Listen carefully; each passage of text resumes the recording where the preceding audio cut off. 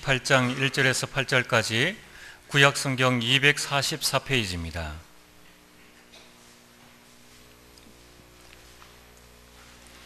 구약성경 244페이지 민수기 28장 1절에서 8절까지 우리 한 절씩 교독하고 8절은 합독하겠습니다. 여호와께서 모세에게 말씀하여 이르시되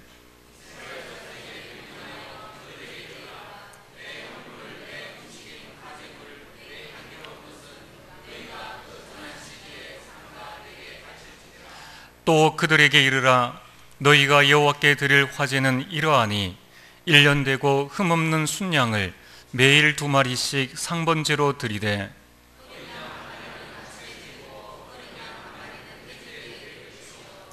그 고운 가루 10분의 1 에바에 빻아낸 기름 4분의 1 흰을 섞어서 소제로 드릴 것이니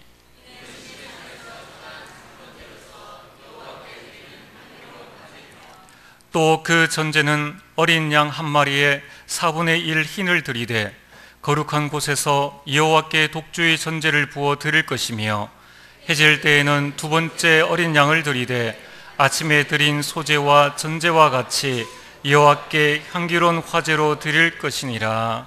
아멘. 할렐루야. 찬양대 찬양 이후에 목사님 말씀 증거해 주시겠습니다.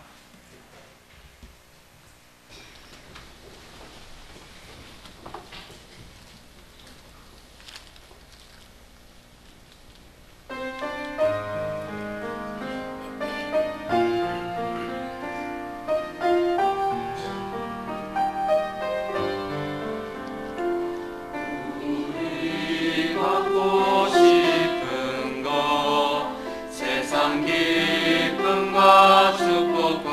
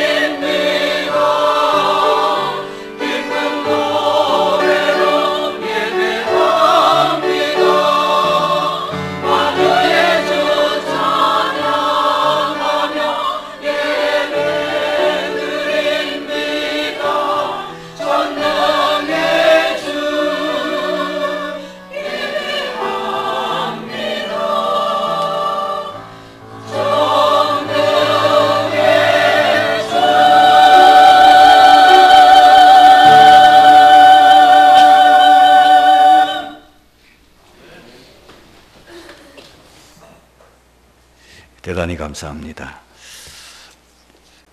오늘 본문과 우리 29장에는 좀 이스라엘 백성들이 지금 가나안 땅에 들어갈 만반의 준비를 다 해놓고 다시 인구도 재조사하고 또 가나안 땅 그 지파별로 어떻게 그 가나안 땅을 차지할 것인지까지도 미리 다 정했습니다.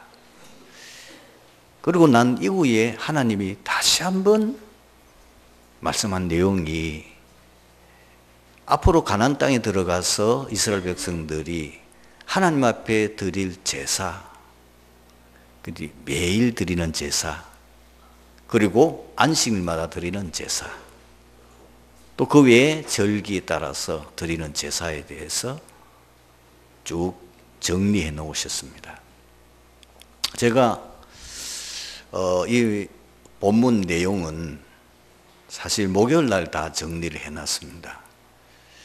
근데 이제 고민이 뭐냐면은 어떻게 이 성도들에게 이걸 잘 이해시키도록 설명할 거냐, 어떻게 하면 우리 성도들이 참 예배가 뭐며 또 우리 어떻게 하면 우리 성도들이 참 예배에 성공할 수 있도록 해서 제대로 응답받게 할 거냐, 사실 그 고민이 기도 제목이고 또 그것 때문에 굉장히 이제 계속 기도하면서 준비하고 있는데, 너무나 놀라웠게도 어저께 제가 중직자 편지를 딱 보면서 서론 부분을 뭘 해야 될지가 거기서 답이 나왔습니다.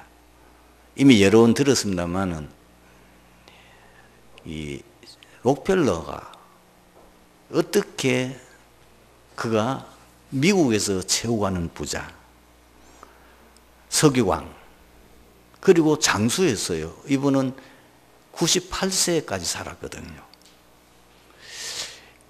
그러면은 이 록펠러의 재산이 얼마나 됐을까 궁금하지요? 지금 세계에 채워가는 부자 빌 게이츠의 3배가 넘는다고 합니다. 그러면은 사실 미국 역사상 최고의 부자는 록펠러인 거죠. 이분은 굉장히 가난한 농부의 아들로 태어났습니다.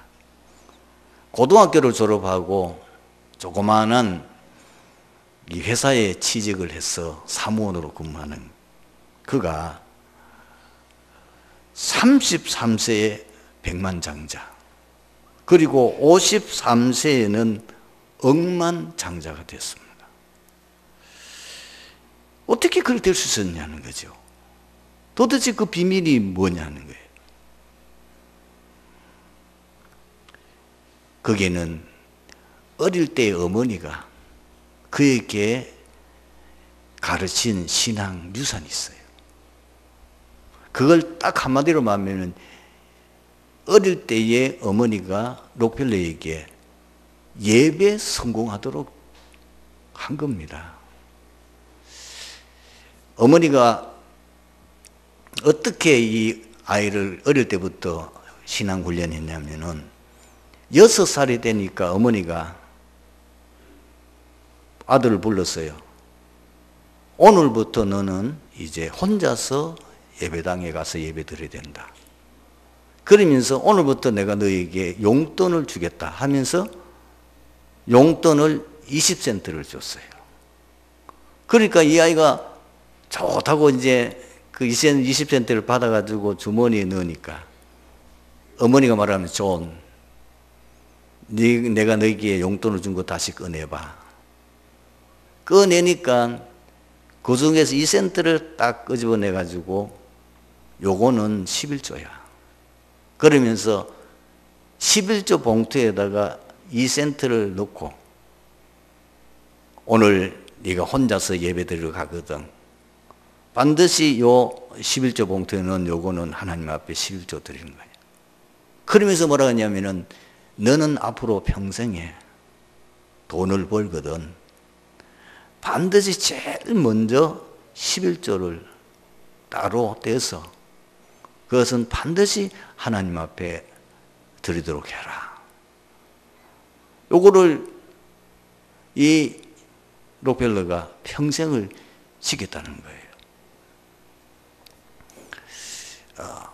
두 번째, 이 록펠러가 어머니부터 받은 그게 교훈이 뭐냐 하면은, 예배 시간 반드시 전에 가서 맨 앞자리에 예배 드리라. 어머니가 실천을 했어요. 매일 주일마다 예배 드릴 때에 예배 반드시 전에 가서 맨 앞자리에 어머니가 앉아서 예배 드리는 거예요. 그러니까 아들이 그걸 보고 그대로 한 거예요. 이 록펠러가 얼마만큼 어머니의 말에 순종을 하고 실천을 했냐면은, 록펠러가 나중에 사실 미국에서 최고하는 부자인가 동시에 어떻게 보면은 역사상에 거의 솔로몬 다음으로 부자가 아니겠습니까? 그런 큰 부자가 됐는데, 이분이 11조를 철저하게 드리려고요, 11조 드리는 직원만, 계산하는 직원만 40명을 뒀다고 그래요. 그러니까 이분이 한 달에 한 번씩 11조 교회 드리면 교회가 난리 나는 거예요. 이 회계가 곤욕을 치르는 거예요. 요즘이야 간단하게 컴퓨터로 정리하지만, 그 당시에는 거의가 다 계산을 해야 되잖아요. 이만큼 철저하게 그분이 11조를 하나님 앞에 드린 거예요. 평생에 어머니하고 약속한 걸 그걸 지키는 거예요. 두 번째로 이분이 예배를 얼마나 철저하게 지켰냐면은, 나중에 이제 사업체가 거의 미국 전 지역과 전 세계에 퍼졌잖아요. 어떤 경우에도 반드시 자기 섬기는 교회, 거기 와서 예배를 드려요. 이 사람이 얼마나 주의 일에 헌신적으로 했냐면은, 19살에 집사 받았어요. 그리고 고등학교 때 벌써 주일학교 교사였는데 평생을 했답니다. 존 워너메이커도 평생을 주일학교 교사였습니다. 여러분, 회장이고 지금 세계 최고 바쁜데 아무리 바빠도 주일날은 반드시 토요일날은 비행기 타고 와서 언제든지 주일 예배 15분 내지 30분 전에 앞에 앉아있는 거예요. 나중에 록펠러가 세계적인 갑부가 되고 하니까 도대체 록펠러가 어떤 인물인가, 그 사람을 만나려고 하면은 다른 날 못 만나요. 근데 만날 수 있는 날이 있어요. 주일날은 틀림없이 본교에 와서 예배를 드리기 때문에 매주마다 록펠러가 유명해졌을 때에 록펠러 구경하러 오는 사람만 그 교회에 600명 모였답니다. 대단하지요. 그럼 철저하게 이 주의를 지키고 예배에 성공하는 분이에요. 그분 세 번째로 이분이 나중에 기자가 물었을 때 제가 얘기한 겁니다. 당신은 어떻게 해서 세계의 최고 부자가 되느냐, 어떤 기자가 찾아와서 나이가 많을 때 물었는데 뭐라고 얘기했냐면은, 어머니가 어릴 때 자기에게 훈련시킨 게 뭐냐면은, 교회 일은 무조건 순종해라. 교회에서 네가 무슨 일을 시키든지 간에 절대로 군말하지 말고 그대로 시킨 대로 하고 교회에 해야 될 맡은 일을 해라. 그리고 절대로 목사님의 마음을 아프게 하지 마라. 그건 고백입니다. 주의 일을 하다 보니까 어떨 때는 목사님 하는 일이 마음에 안 드는 거예요. 그럼에도 불구하고 자기가 순종했대요. 철저하게 목사님 중심으로, 그리고 교회 일, 어떤 일을 맡게 된지 간에 거기에서 한마디도 자기가 불평하거나 거기에 대해서 못하겠다 한 적 없이 그대로 순종했다는 겁니다. 자, 이분이요, 인생의 전환점이 와요. 그 인생의 전환점이 뭐냐면 53세입니다. 병원에 갔는데 이게 몸 상태가 아마 제가 알기는 암인 줄 알고 있는데 병원에 갔더니 당신은 지금 1년을 못 산다는 거예요. 53세인데 이제 한창 지금 뭐요? 세상 일도 하고 교회 일도 할 나이가 아닙니까?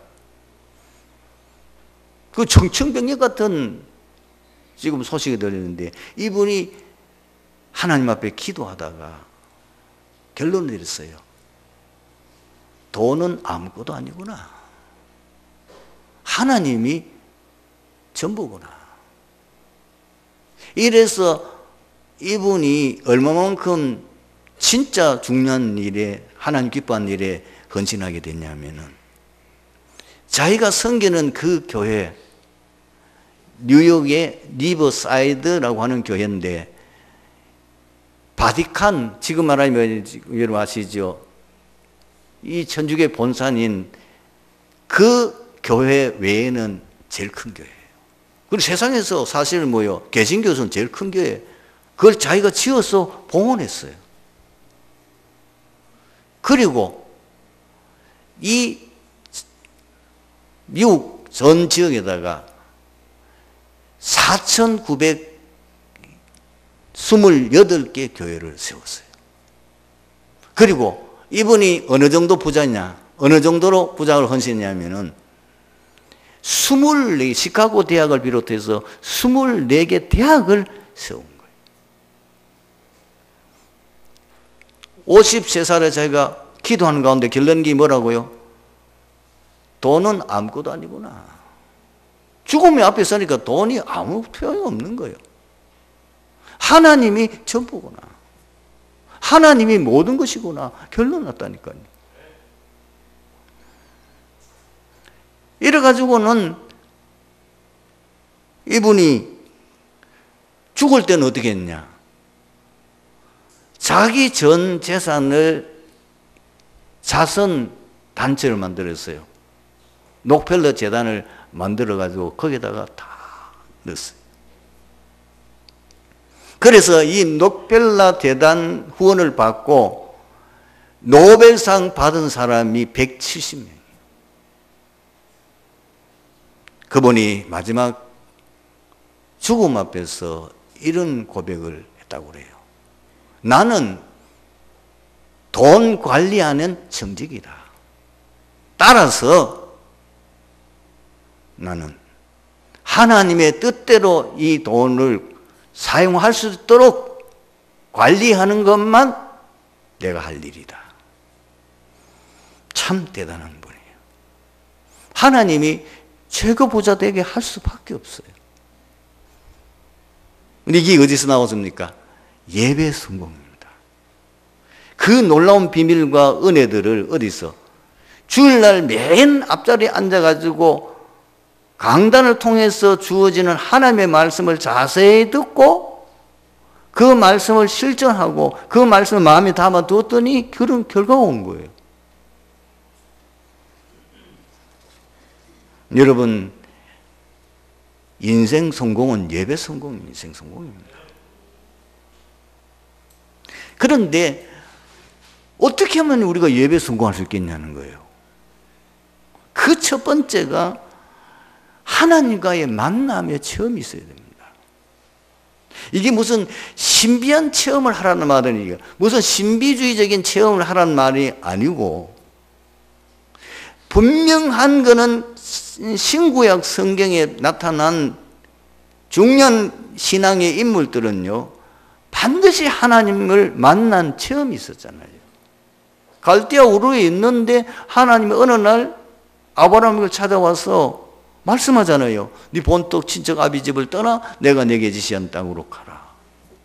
그러면서 창세기 12장 1절에서 3절 중요한 언약을 누구에게만? 이 아브라함에게 주시잖아요. 야곱 외삼촌 집으로 도망가는 도중에 어느 한 광야에서 아무 사람도 인가도 없는 광야에서 거기 이제 하룻밤을 묵어가요. 왜냐하면 어두우니까. 그래서 돌을 가지고 배기하고 그냥 대충 땅바닥을 정리하고 거기에 잠을 자는데 꿈에 누가 나타납니까? 주의 사자가 나타나잖아요. 그 지금 사닥다리가 이 땅에서도 하늘까지 쫙 올라가는데 그 사닥다리 위로 천사들이 오르락 내려가는데 거기 위에 하나님이 부르는 거예요. 야곱아, 야곱아. 그러면서 나는 네 조부 하나님, 아브라함의 하나님, 네 아버지 이삭의 하나님, 여호와다. 그러면서 거기에서 하나님께서 직접 뭐요? 아브라함, 이 야곱에게 다 말씀하시잖아요. 여러분 사무엘상 17장에 보면은 다윗이 이미 어릴 때 양을 칠 때 하나님의 은혜를 체험한 거예요. 양을 치는데 악한 짐승들이 이 어린 소년이 어떻게 곰을 이기고 어떻게 사자를 이기겠습니까? 그런데 그 사자가 와서 자기 양을 물어갈 때에 그 싸우는 거예요. 하나님이 도와주셨다고 말씀하고 있잖아요. 그리고 사도행전 9장 1절에서 15절에 그 유명한 바울, 다메섹 도상에서 직접 부활하신 주님이 바울에게 나타났습니다. 제가 많은 책, 지금 유명한 신앙 영웅들의 책은 다 읽어보지는 못했지만은, 그러나 제가 읽어본 사람들의 공통적인 특징이 뭐냐면은 100% 하나님 만난 체험이 있어요. 어거스틴. 어머니가 어릴 때에 벌써 아기를 가질 때에 서원했어요. 이 아들이면은 내가 주의 종으로 평생 주를 위해서 헌신하는 목회자로 드리겠다고 했는데, 아버지는 불신자예요. 근데 이 어머니가 그렇게 보니까 서원해서 낳았는데 아들이라 얼마나 좋았겠습니까? 그런데 이것이 완전히 어릴 때 방탕해서, 머리는 좋고 똑똑한데 벌써 지금 20살도 안 된 애가 여자애 만나가지고 애기 놓고 막 완전히 방탕한 생활. 어머니가 아무리 말해도 안 들어요. 어머니가 너무 좋아서 잔소리하고 따라하니까 막 몰래 도망까지 갔는데도 어머니가 찾아간다니까요. 사실 어머니가 그 어거스틴이 회개할 때까지 32년을 눈물로 기도했어요. 그런데 어느 날 이 어거스틴이 굉장한 인생의 지금 갈등을 느끼게 됩니다. 사실은 인생의 답을 못 얻으니까 방황했던 거지요. 그런데 어느 날 하나님의 놀라운 은혜를 체험하게 돼요. 그러면서 그 인생이 완전히 싹 바뀌어져 버려요. 여러분, 기도의 사람 하면 조지 물러 아닙니까? 원래 독일 사람이잖아요. 이 사람도 역시 젊었을 때는 굉장히 좀 불량한 학생이었어요. 공부도 잘 안 하고 아버지 돈도 훔쳐가고 그래가지고 그거 가지고 나쁜 짓도 하고. 그런데 우연한 기회인데 성경 공부하는 그 자리에 참석하는데 다른 사람들은 아무 감동을 받았는데 그 성경 공부에 참석하는 거기에서 은혜를 체험하게 돼요. 그 인생이 싹 바뀌어버렸어요. 그리고요, 요한 웨슬레. 요한 웨슬레는 몇 대째 아버지가 목사예요. 그 목사의 아들로서 이 영국에서 최고가는 명문대학, 옥스퍼드 대학을 줘. 거기도 굉장히 우수한 성적을 주고.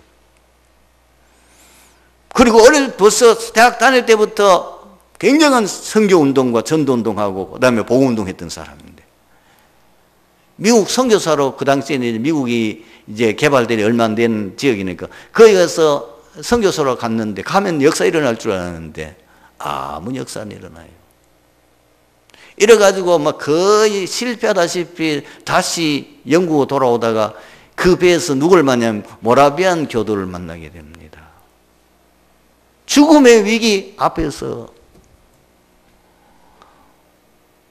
모든 그 배에 타고 있는 사람들이 다 지금 풍랑 만나가지고 배가 지금 그 대서양 한복판에서 죽느냐 사느냐 하는데, 평소에 자기가 그렇게 믿음 있고 그리고 확신했다고 하던 자기도 흔들려가지고 정신을 못 차리고 있는데, 파도가 산처럼 배에 밀려오는데 저 한켠에 몇 사람이 모여가지고 찬양을 하고 있는 거예요. 파도야 치든지 말든지 뭐 물을 뒤집어 쓰든지 상관없이 기도하고 있는데요. 그 얼굴이 그야말로 막 너무너무 편안하고 행복해 보이는 거예요. 이분이 충격을 받았어요. 거기 타고 있는 사람은 그 사람들 외에는 전부 다 지금의 공포 속에서 좌왕우하고 있다니까요. 그래서 자기가 자신의 모습을 진짜 깨달은 거예요. 그 사람과 교제하게 되고, 그래서 다시 영국 돌아와서 그들을 교제하는 가운데서 어느 날 올드 게이트라고 하는 거리예요. 거기 가다가 굉장한 은혜 체험합니다. 그때부터 웨슬레가 완전히 인생이 바뀝니다. 무디도 마찬가지. 여러분, 그럼 굉장한 무슨 신비한 체험을 해야 되느냐? 아닙니다. 복음 체험입니다. 복음이 깨달아져야 돼요. 복음은 학습해서 그 내용을 설명한단 말이 아니에요. 하나님의 은혜로 말미암아서, 하나님의 성령의 역사로 말미암아서 인생 문제, 진짜 창세기 3장 문제, 이 창세기 3장 세 가지 근본 문제가 인생의 모든 문제의 원인이고, 이것 때문에 12가지 문제, 이것 때문에 이 땅에 5만 가지 문제가 올 수밖에 없구나. 이 문제는 종교로도 해결할 수 없고, 선행으로도 해결할 수 없고, 세상의 어떤 노력으로도, 어떤 것 가지고도, 돈으로도, 명예로도, 뭐도, 지식으로도 해결할 수 없고, 이 문제는 그리스도에만 되구나. 그리스도가 아니면 이 문제는 절대 해결할 수 없구나. 그 그리스도가 뭐요? 삼지가 아닙니까? 하나님 만난 길 대신 선지자, 죄 문제 해결하신 제사장, 사단을 완전히 꺾어버리신 만왕의 왕. 이 그리스도 아니고는 절대로 인생 문제 해결할 수 없구나. 깨달아져야 돼요. 은혜로. 노력을 깨달은 게 아니고 은혜로 깨달아지면서 그 그리스도가 예수구나. 오직 예수 그리스도. 진짜 깨달은 사람은 뭐예요? 필요 없어요, 다른 것이. 그 바울 같은 고백이 나오는 거예요. 내가 그렇게 자라가던 학벌, 내가 자라가던 명예, 우리 가문, 내 가지고 있는 바리새, 그리고 내가 공예운된 거, 바울은요, 진짜 세상 사람들이 자랑하는 모든 걸 가지고 있었어요. 최고의 공부 많이 하는 학자지요. 유대인들이 제일 존경하는 바리새인이죠. 사내들인 공예원은 거기는 72명밖에 안 들어가요. 거기 회원이에요. 그는 조상 때부터 이미 복음의 명문 가문이다 보니까 그 가문이 굉장한 가문이다 보니까 로마 황제로부터 직접 로마 시민권을 부여받은 사람이에요. 그가 부러울 게 뭐가 있습니까? 세상 그 좋아하는 거 다 가지고 있는데 그리스도 만나고 나니 그걸 배설물로 여긴다고 그랬어요. 그걸 다 해로긴다. 왜? 그리스도 아는 지식이 가장 고상하기 때문이다. 그 그리스도 안에 모든 지혜, 지식, 보화가 감추어 있구나. 그 그리스도는 하나님의 지혜요, 하나님의 능력이구나. 이거 한 거예요. 여러분, 이 고백을, 이 사실을 깨달았을 때 바울이 뭐라고 고백했습니까? 내가 복음을 부끄러워하지 않으니 이 복음은 모든 믿는 자들에게 구원을 주시는 하나님의 능력이 됨이라. 이 복음 깨달으면 중생 체험하게 됩니다. 여러분, 중생 체험하셨습니까? 중생 체험하면요, 모든 세상이 달라 보여요. 복음 없을 때는 이 세상이 우울하고 충충하고 절망이고 어둡던 그 세상이 복음 체험하고 난 이후에 세상이 아름다워 보이는 거예요. 새가 복음을 깨달을 때는 운다고 봤는데 이제 복음 깨닫고 나는 게 뭐예요? 새가 노래하는 거예요. 똑같은 세상인데, 똑같은 하늘이고 똑같은 이 산인데 복음 체험하고 그리고 중생하고 나니까 그게 세상이 달라 보이는 거예요. 이렇게 되면 뭐요? 기도하면 응답할 수가 있어요. 하나님이 자녀니까. 진짜 말씀 붙잡고 그 말씀 중심 살아가니까 말씀이 성취되는 것이 체험이 되어야 되는 거예요. 여러분, 이래 되면 성경 보지 말라고 해도 말씀 성취되니까 그 말씀 들으면 힘을 얻게 되고 그 말씀 속에서 어마어마한 비밀을 발견하게 되어지니까 보게 돼요. 주일 메시지 정리하지 말라고 할 필요가 없어요. 스스로 정리하고 또 보고 또 보고. 왜? 그 말씀이 그대로 현장에 성취되고 응답되어지니까. 여러분, 이 체험을 해야 되는 거예요.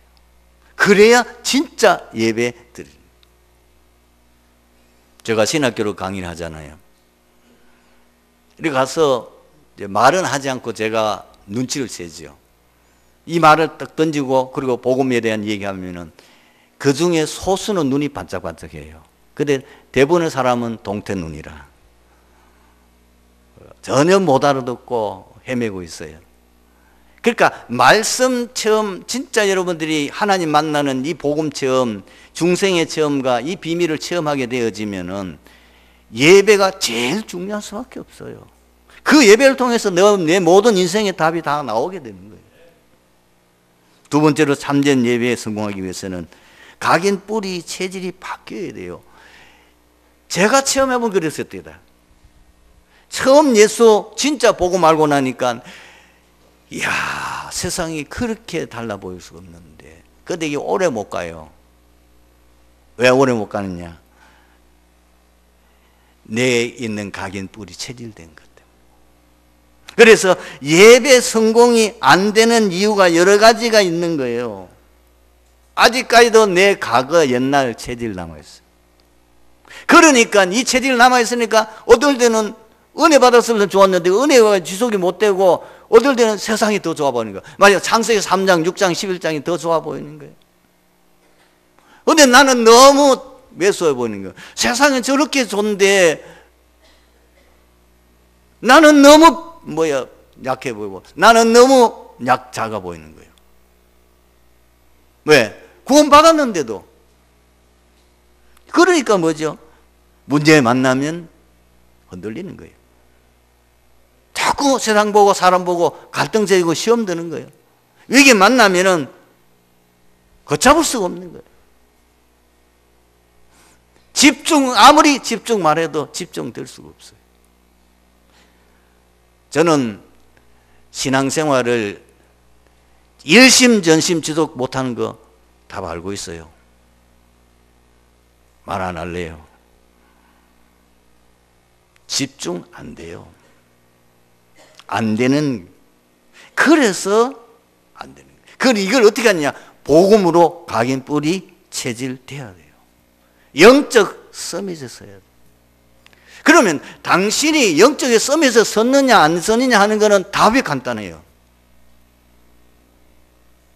그리스도 외에는 좋은 거 없어요. 정말입니다. 그리스도 외에는 좋은 것이 없게 돼 있어요. 그리고 어떤 일을 만나도 안 흔들려요. 어떤 문제 있어도 시험 안 들어요.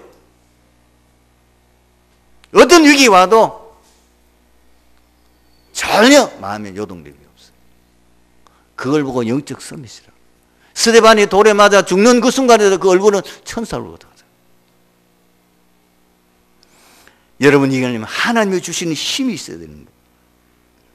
하나님께서 24시 성령 충만 주시려고 하는데 그것을 내가 늘 누릴 수 있는 비밀이 있어야 된다고 말이에요.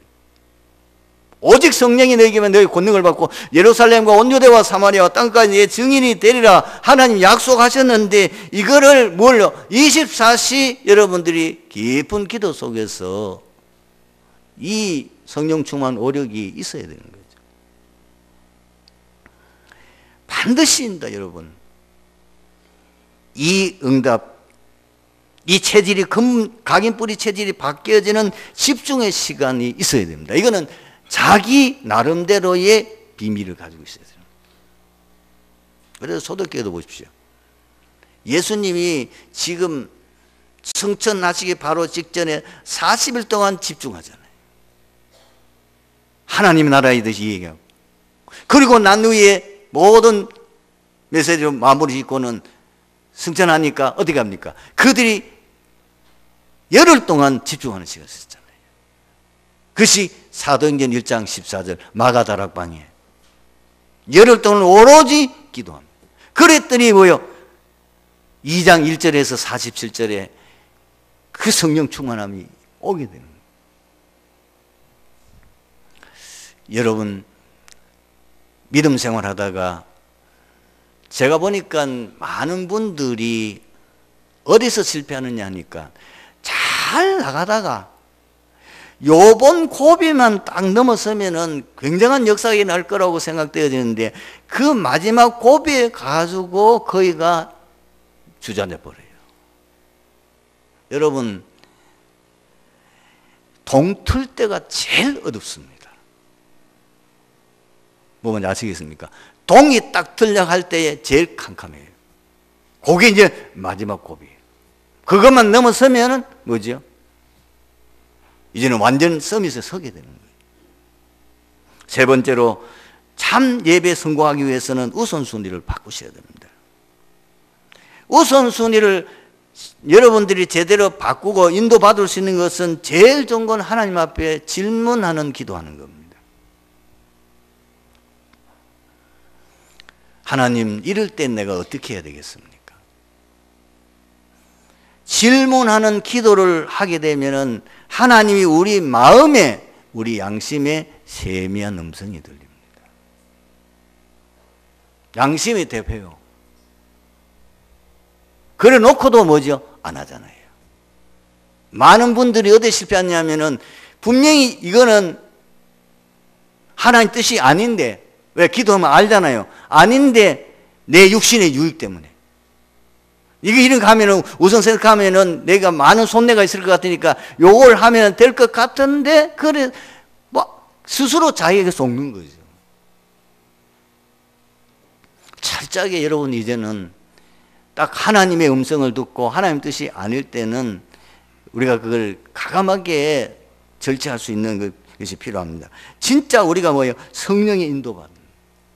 어느 정도냐면 초대교회는 성령 인도받기 위해서 금식기도 하고요.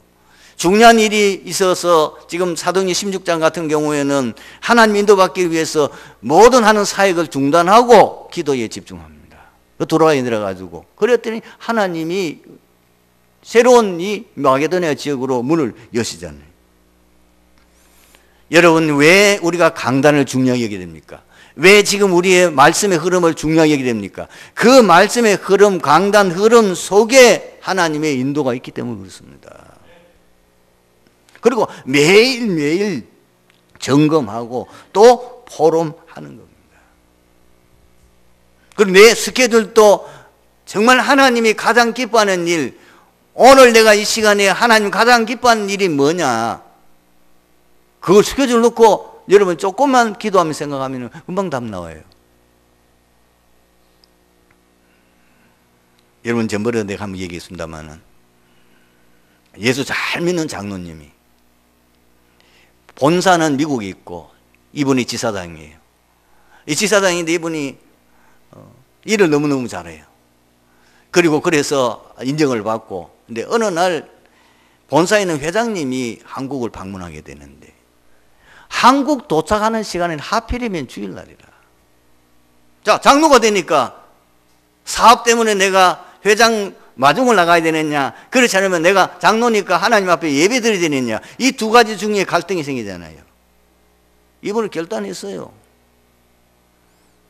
내가 장로 아니냐.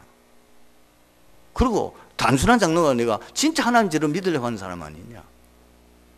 만약에 내가 회장님과 어떤 밑뼈해 가지고 사업에 불이익이 온다 하더라도 나는 주의를 지키겠다. 결단해 버렸어요. 그리고는 자기가 안 나가고 바로 밑에 있는 전무를 보내요. 본사 회장이 한국에 도착하면 의뢰인이 뭐예요? 지사장이 뭐 버선발로 뛰어나서 뭐 회장님 하면 올 줄 알았는데 코빼기도 안 보이거든. 딱 도착하니 나 만나는데 안색이 싹 바뀌는 거예요. 당장에 묻는 게 뭐냐면 당신 사장 어디 갔냐. 그러니까 이제 뭐 완전부절하는 거죠. 이거. 그래서 설명했습니다. 우리 사장님은 크리스찬입니다. 그냥 크리스찬이고 교회의 엘더 장로입니다. 그래서 할 수 없이 오늘 주일 예배 지키기 위해서 저를 대신 보내고 100배 사과를 요청했습니다.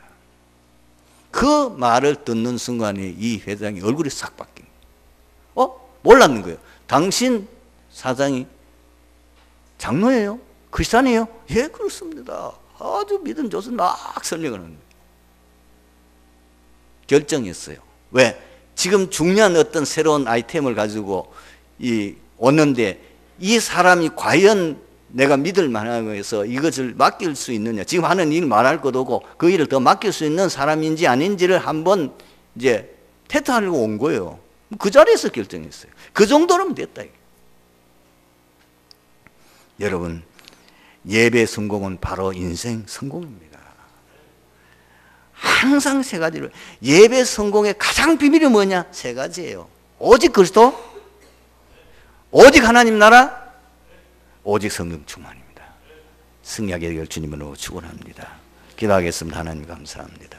오늘 주신 말씀 속에서 이 자리에 앉은 우리 트리지 교회 모든 성도들이 참 예배 성공자로 녹별내가 받았던 그 응답을 받는 증인되게 하여 주옵소서. 주 예수 그리스도의 이름으로 기도드리옵나이다. 아멘.